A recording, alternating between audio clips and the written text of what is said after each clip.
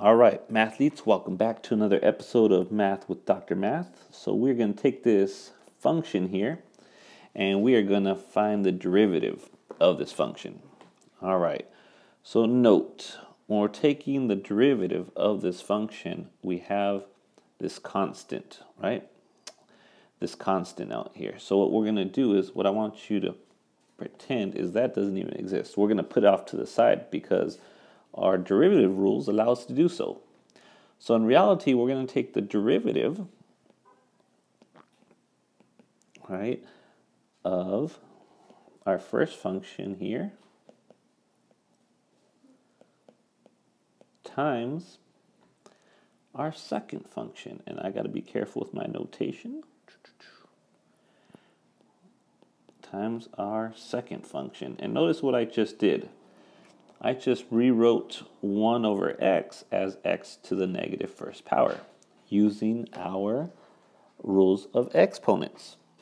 And I did that because I noticed I'm going to be able to use the power rule here once we get into actually deriving this. All right, so now I have function 1. I could call it r of x, doesn't matter what you call it. And I have function 2 right here. You could call it s of x. Again, these are just names. I know what you're used to. You're used to this being f of x and this being g of x. But notice, f of x is already taken. So I can't call this f of x. And again, it doesn't matter. So here's what our rules tell us. Our rules tell us when we're taking the derivative of a product of a multiplication that you take the derivative of the first function. So let's go ahead and write that out. The derivative of the first function, the r of x. So first let's write down r of x, which is x to the 5th minus 6x cubed plus 3. And we're going to take the derivative of that, we said,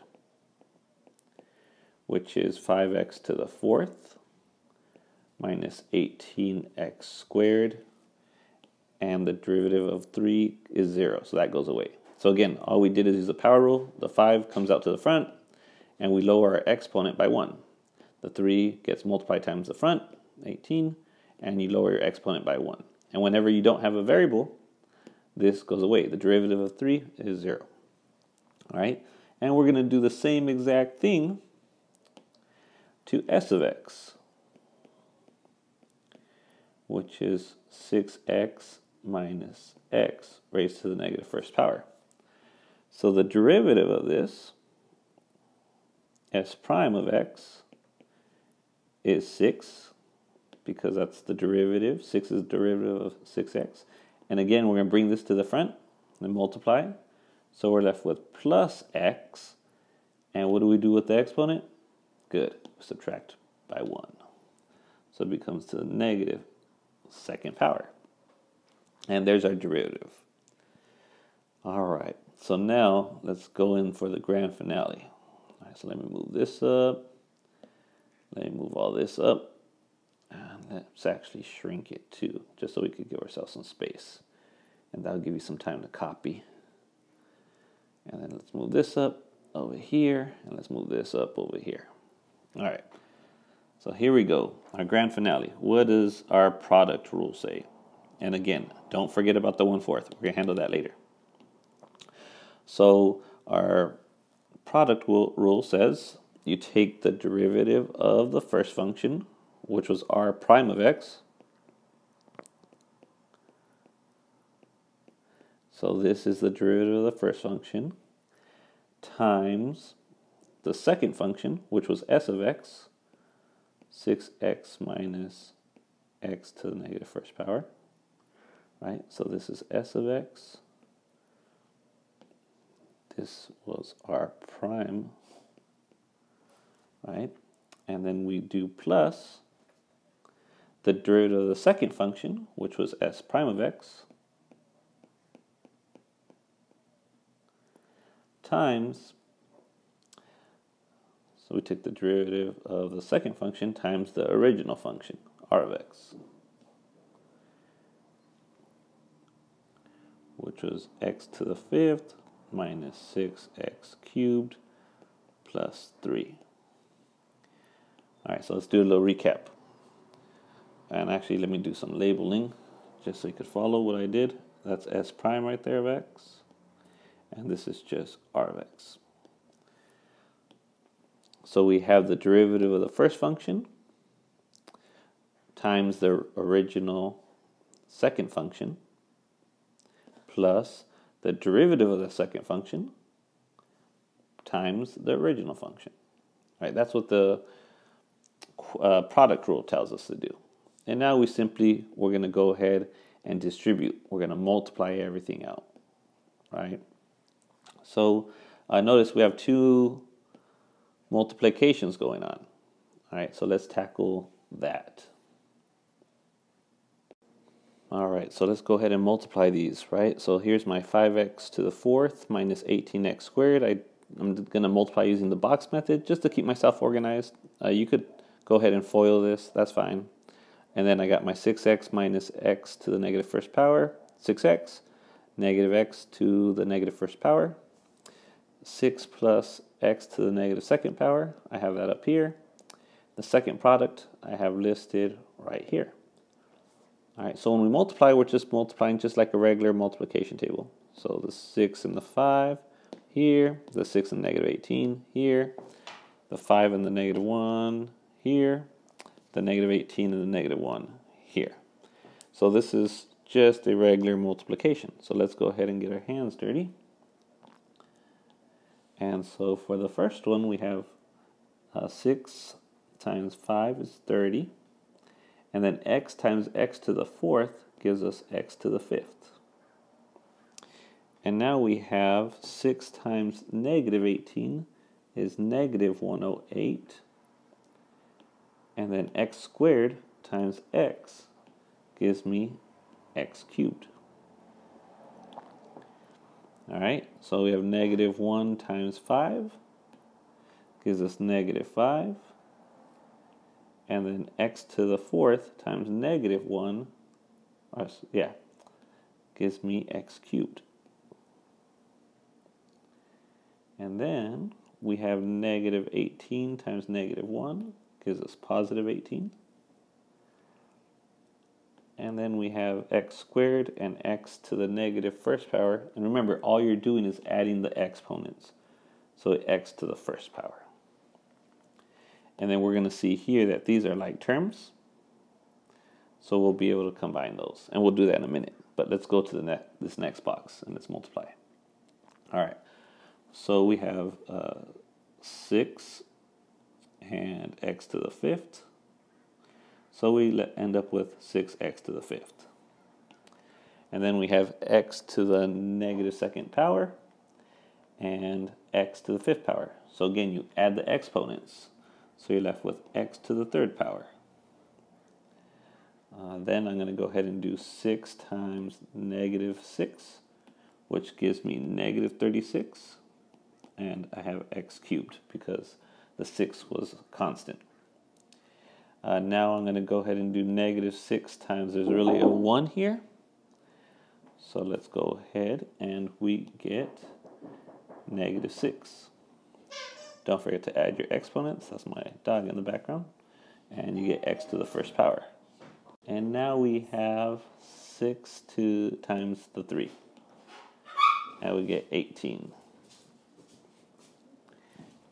And now, our last thing, we have 3 times x to the negative second power, which is 3x to the negative second power. All right, so now let's combine our like terms. Boom, x cubed, and I believe those are only like terms. So let's go ahead and rewrite this. All right, so how about I rewrite all these in red, everything that comes from here, and everything that comes from the second box, I'll rewrite everything in blue there. So here we go.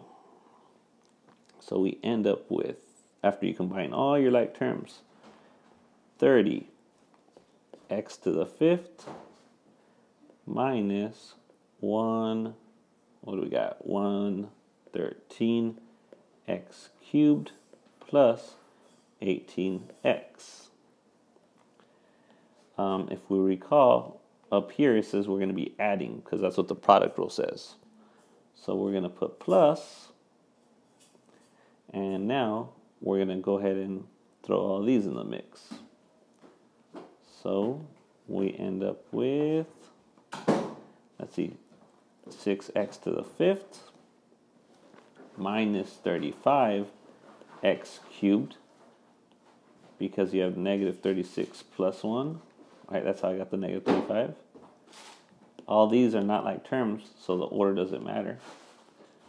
So I'll have negative 6x plus 18, and then plus, hopefully I can squeeze it in here, 3x to the negative 2nd power.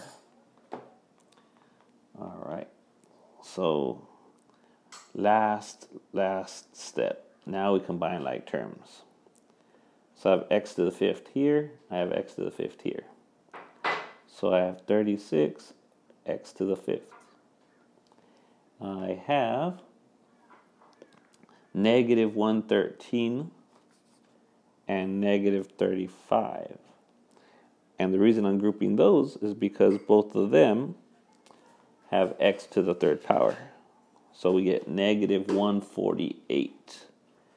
Negative 148 x cubed. All right, so I took care of that, and I took care of that. Now for our x's, we have 18x and negative 6x. So that's going to give us 12x. So we took care of those. And then we have a constant, 18. So plus 18, and our last term right here, it doesn't have a like term. So we're left with plus 3x to the negative 2nd power. All right, so here we are. After we've cleaned up our mess, we combined all our like terms. And don't forget what we said. We said we will not forget about this 1/4.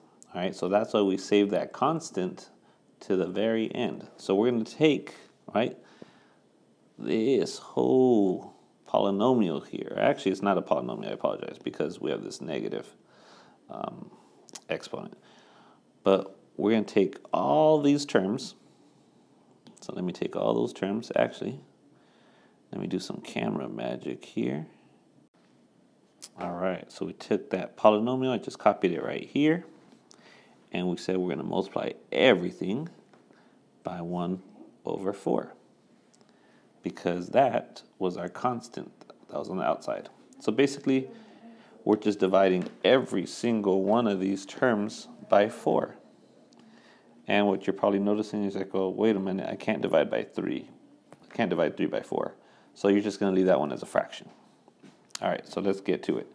So first one, 36 divided by 4, we got that 9. So we get 9x to the 5th minus 148 divided by 4.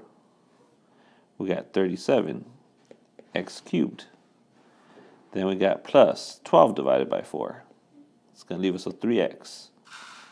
And then we have 18 divided by 4. So you could have plus 18 over 4, which is the same thing as 9 over 2, plus 3/4 x to the negative half power. Bam. So this is our f prime of x. All right, folks, so hopefully that helped out. Just follow those easy 127 steps, and we're all done.